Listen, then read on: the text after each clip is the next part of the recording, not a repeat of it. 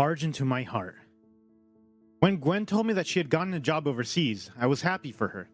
She had been scared to tell me because she thought that I would not want her to go. But I knew better than to hold anyone back. I supported her throughout all the preparations, even though I was sad to see her go.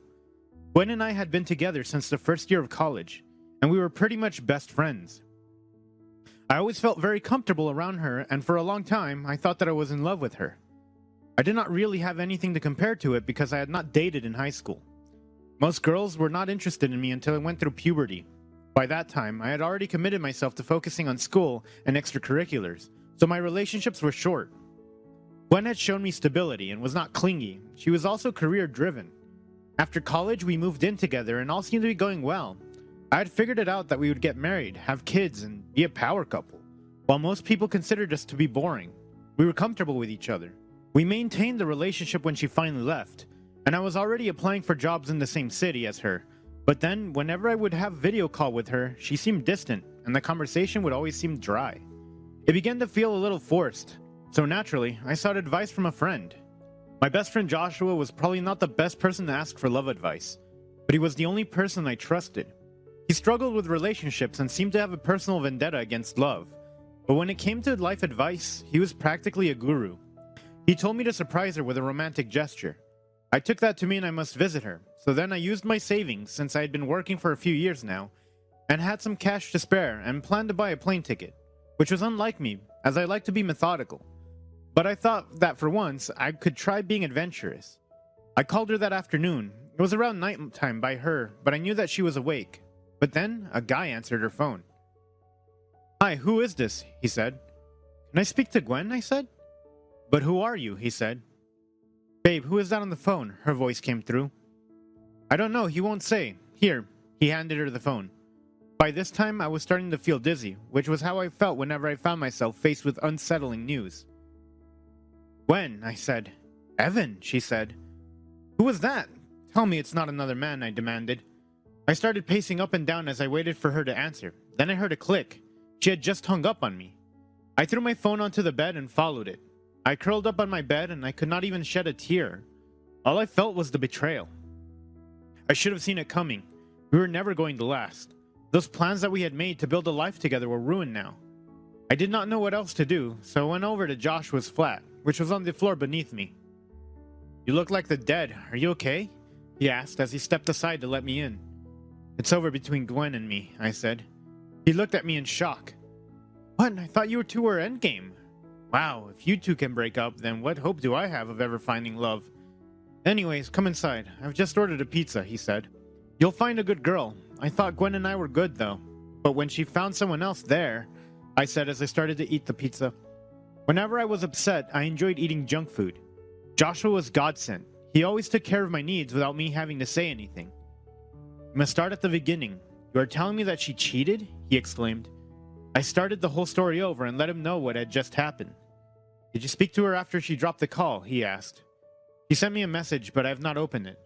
I do not know how to feel, man. I thought she would always be there," I sighed. "Maybe you should read what she has to say," he suggested. I nodded and opened the message that she had sent me. "Gwen, I'm so sorry that you had to find out like that. I love you, but I don't think we are meant to be. There's no passion between us. I need to find who I really am. Sometimes I feel as you do not really love me, and I need to find out if there's someone who can love me the way I want." "Me? So why was I the last to know? Was he the reason you moved to that country? And what do you mean I act like I do not love you?" "Gwen, you're just so focused on plans, we never have fun. Look, I'm sorry it had to come to this, but I cannot be with you anymore." I showed the message to Joshua, and he read it silently, while I waited for his response. He pondered for a while before he gave me a response. "What do you want to do now?" he asked. "I do not know, but I want nothing to do with her," I said. That was when his eyes lit up, as if he had just gotten an idea. I was wary of his ideas because he was always up to mischief. The guy lived to put his life at risk, through extreme sports, crazy pranks, etc. He was the opposite of me. "What diabolical plan are you cooking up now?" I said, too scared to even find out. "How do you feel like going on a trip?" he asked. "Where?" I asked. He did not say anything. He just got up and took his keys from a miniature table in front of us. "Follow me," he smirked. A few moments later, we were standing in front of his motorbike, and I was refusing to get onto it. He had told me to get anything that reminded me of her and follow him, but now I was regretting it. I thought that we were taking his car, but he wanted to take me on his bike. You know I never liked that death machine, I insisted. You'll have a helmet, and I will go slow, I promise. Why don't you live a little? He shrugged. I considered it for a moment. Gwen had pretty much called me a bore, and I was only proving it now.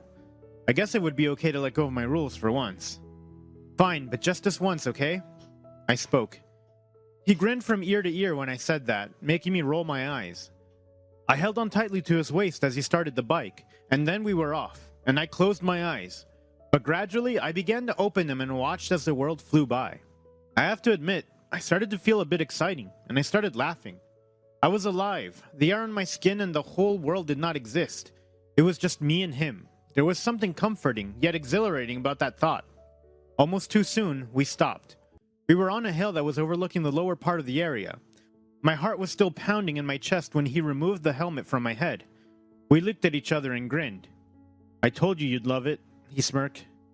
It's not so bad, I said begrudgingly. So I call this Dumpster Hill. I used to come out here when I had bad day or experience, sometimes, to think. And a few times to let go of things that were holding me back, he said. I understood what he meant right then. I looked down at the photograph of me and Gwen. I had always thought that we looked so in love there, but now I could see that my mind was elsewhere. I tore it to pieces and watched as the pieces crumbled down to the bottom. Let us go, I said. Hey, look at me, he said. He brought me in for a hug, and it felt so much warmer than I had in the past. He had never been affectionate with each other, but that hug felt much more natural. As the days passed, I thought that I was going to miss her, or long for her, but I felt nothing. I spent every moment that I was not at work with Joshua, though, which was the most time he had ever spent together since college. He really managed to get me out of my comfort zone during the time we hung out. Most of the time, I usually came home, read a book, or played a game, then that was the end of it. But when I was with him, we barely ever spent time being couch potatoes. We would go for walks, have deep conversations, or hang out with friends. I had closed off my circle when I was with Gwen, because we enjoyed each other's company. So coming out of the shell was a lot different for me. I felt like a young boy again, learning to be more open. I laughed as I never had done before when I was with him and did things that I never thought I would do, but it was not always about doing things that made him comfortable. I got him into some of my habits. Joshua hated cleaning and his apartment was a mess most of the time. So then, one day, I knocked on his door and told him that we were going to do some spring cleaning, and he groaned, as expected. Can we just read War and Peace? He sighed. Oh, now you want to read? No. I have fantasized about sorting out your apartment for weeks now, I said. And the rest of us have wet dreams, he said under his breath. I gave him a death glare and he started laughing. I handed him a broom and gave him a look to get on with it. He smirked a bit, which caused my heart to start beating a bit faster. It had been happening a lot more lately, and I did not know what it even meant. He made me feel these sparks when he looked at me a certain way, or even touched me a bit. I found myself turning to him whenever we were in a group, and just looking at him, easily interacting with other people. I did not know what those feelings were, but I did not hate him. So then, I pretty much ordered him around the whole afternoon, and by early evening, he was lying breathless on the sofa. You're a menace, he glared at me. Love you too, I chuckled as I handed him a sandwich. He was too tired to even move, and this was coming from someone who was into sports. I guess I had found one physical activity which he could not handle. It was funny to watch him gobble up the sandwich as if he had not eaten the whole day. He looked so cute. I turned to go back to the kitchen, but he held back my hand. I got off balance a bit, and the next thing I knew, I fell back into the couch onto him. Oof, he groaned. I quickly got off my back and tried to get off of him, but something caught on my shirt, pulling me onto him. We were now so close together and looking at each other, I felt a wave of attraction when his hand closed around me, and I could not help but gasp. What? He whispered. All I could think about was how I was trying so hard to hold myself, but I was falling. My need overtook me, and I planted a kiss on his lips. That only fueled a desire that had been working through me for weeks. When I pulled away, he pulled me back down and kissed me passionately. It felt so much pleasure just from kissing him that it blew my mind. I had never felt such deep attraction towards Gwen, even after being together all those years. We broke apart for a moment, and then he righted himself so that I was now straddling him. I trailed kisses up and down his neck. The sexual tension was so intense. And then there was a knock on the door. I jolted away from him, and it was then that it really set in. I'd always prided myself on being level-headed in any situation, But now my hormones seemed to have replaced every rational thought that I had in my mind. He quickly went to the door and opened it, leaving me standing there and still trying to process the whole thing. It turned out that it was his neighbor asking for something. When he came back, things were much more awkward between us, and then he started giggling. He could not look me straight in the eye, and he was turning a bit red in the face. His laughter was contagious, and soon I was laughing for no reason as well. We carried on with what we were doing, and did not kiss again for the rest of the day, but every time I touched him, I felt that spark. After a while, I could not handle it, and ended up leaving. When I got home, I could not sit down. I was thinking of that kiss, and beginning to get aroused. I decided that a cold shower would be best for me. That was not the last time that whatever had been brewing between us got intense. A few days later, while we were at a friend's place, we ended up flirting, and one thing led to another, causing us to kiss for a second time. And this was not just a physical thing either. I found myself caring more than I had ever done for anyone.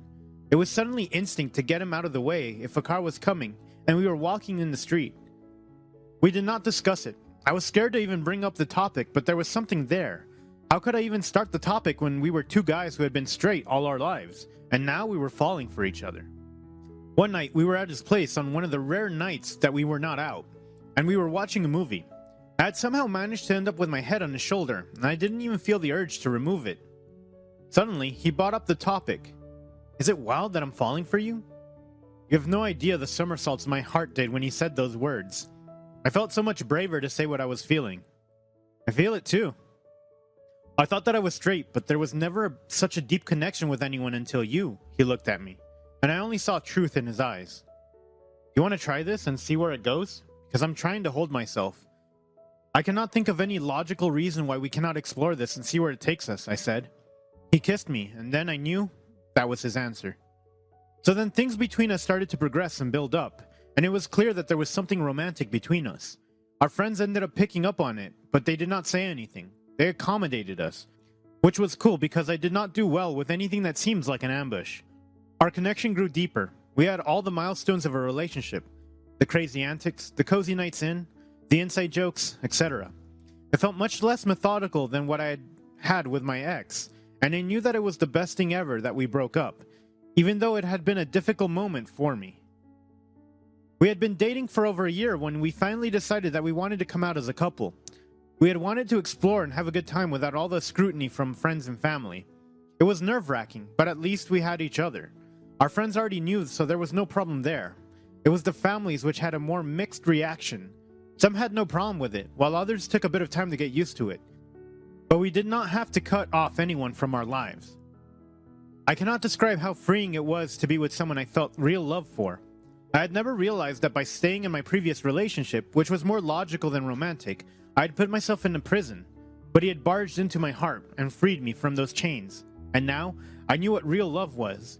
Even though we still drive each other crazy, because of me being a neat freak and him always wanting to go out, we fall deeper in love as each day passes, and I appreciate each day as it comes. The end. Thanks for watching. Consider subscribing to become part of our Rainbow Force, and stay wholesome.